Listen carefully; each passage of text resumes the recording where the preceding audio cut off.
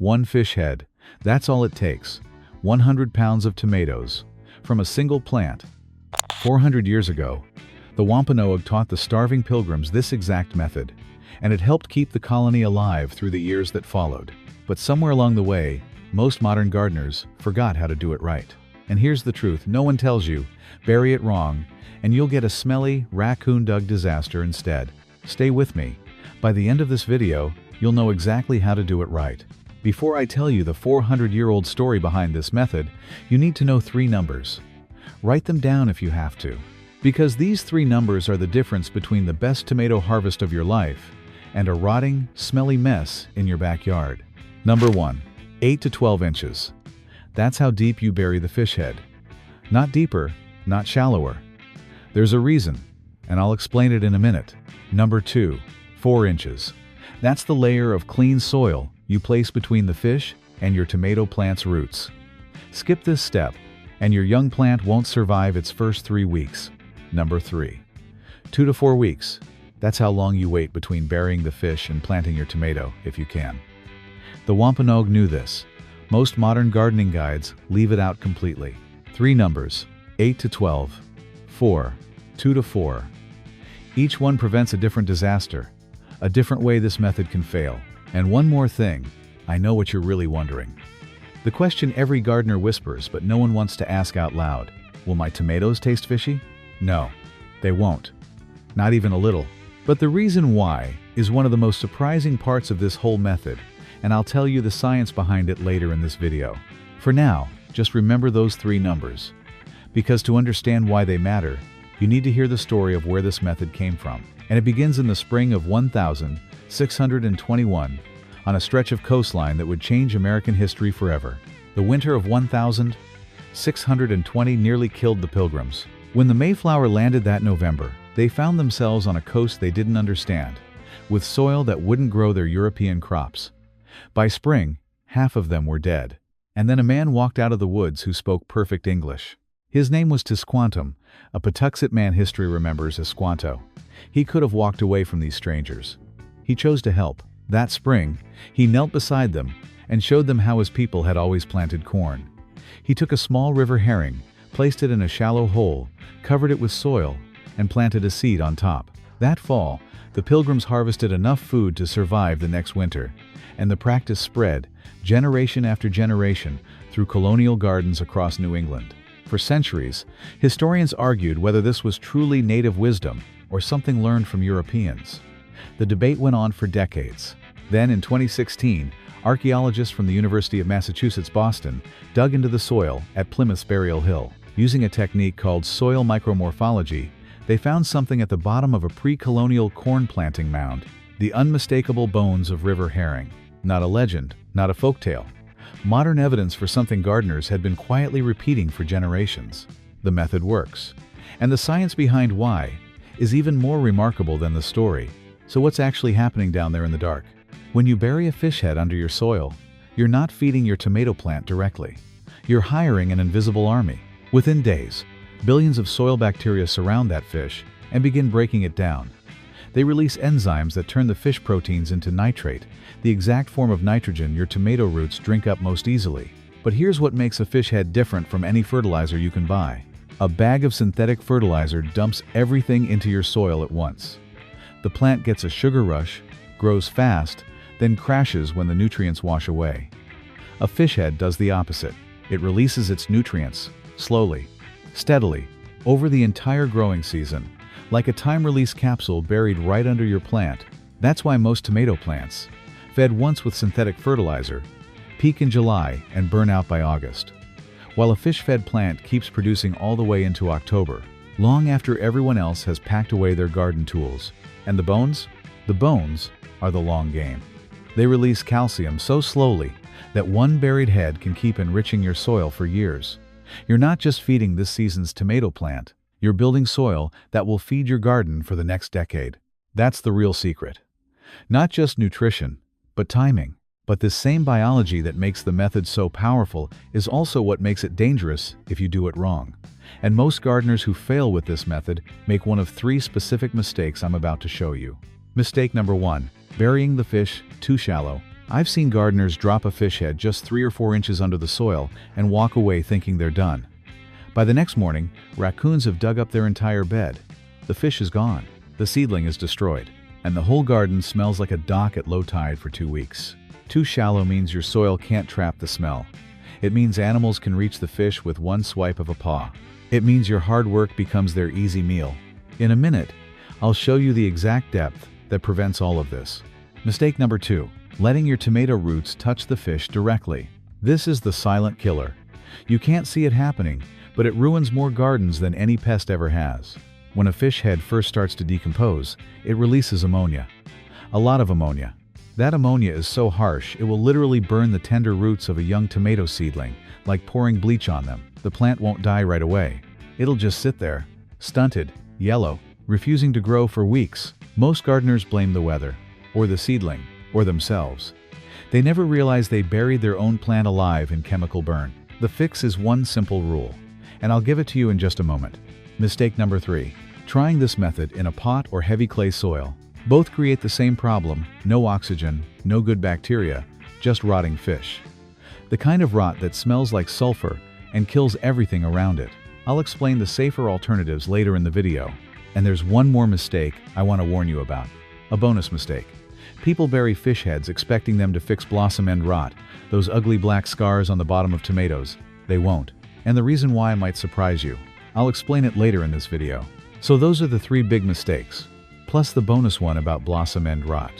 Now, let me show you the complete recipe, step by step, that turns this method into a heavy producing tomato harvest. Let's build this from start to finish. Every step matters. Step 1. Choose your fish. The best fish for this method are oily ocean fish, salmon, tuna, mackerel, sardines. Their high fat content feeds the beneficial fungi in your soil, the kind that build long-term structure, not just short-term nutrition. But honestly, the best fish is whatever you can get for free. Walk into your local fish counter on a Saturday afternoon, right before closing. Ask them for the heads they're throwing out. Most fishmongers will hand them to you in a bag. No charge.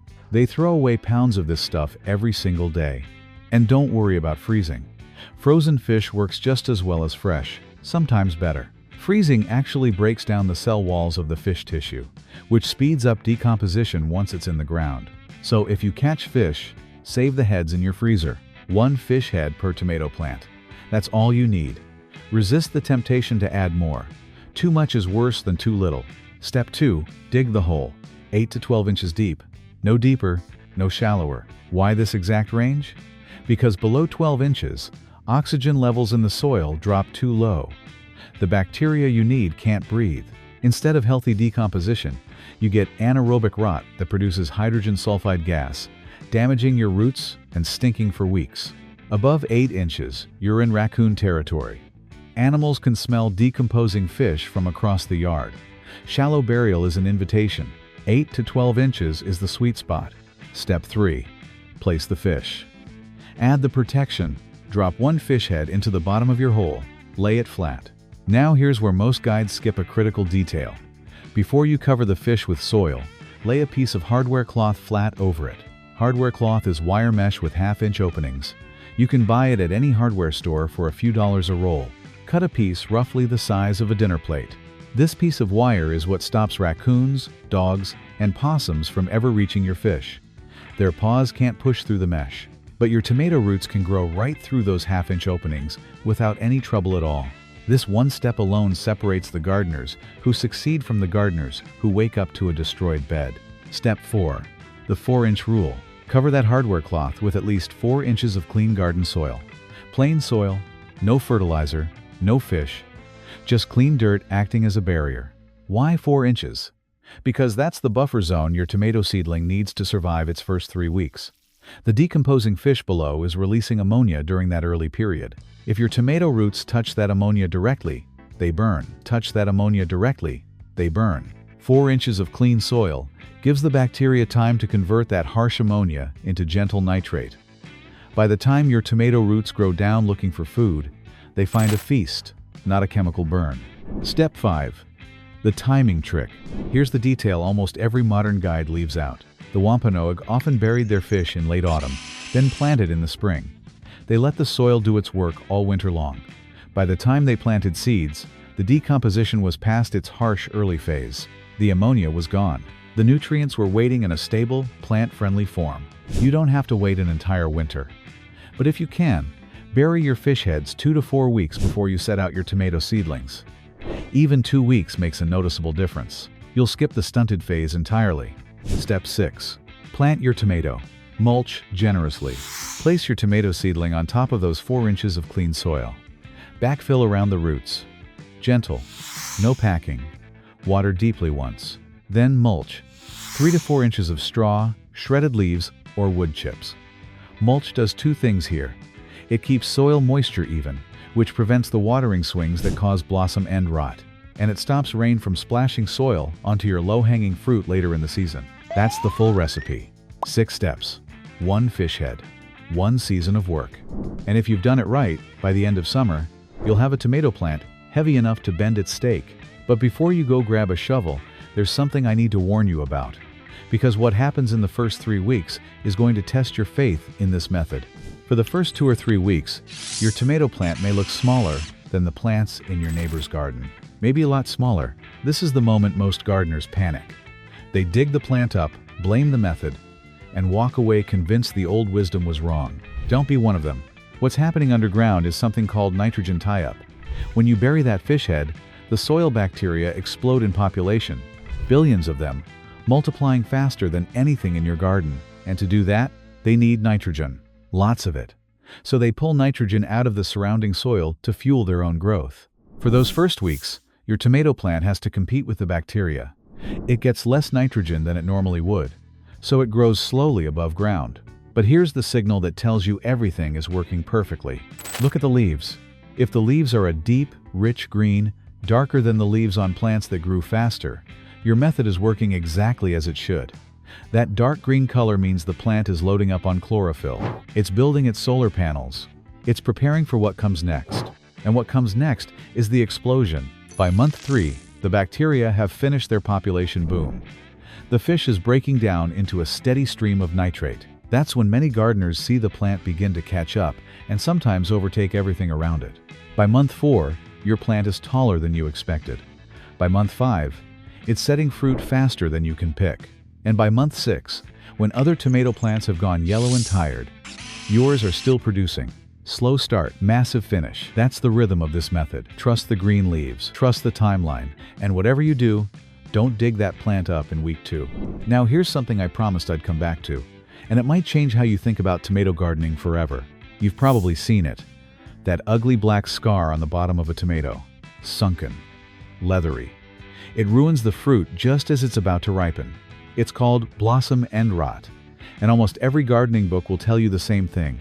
Your soil is missing calcium. Add eggshells. Add bone meal. Add a calcium supplement. According to Iowa State and Oregon State Extension, that advice is almost always wrong. Calcium is one of the most abundant minerals in nearly every garden soil in America.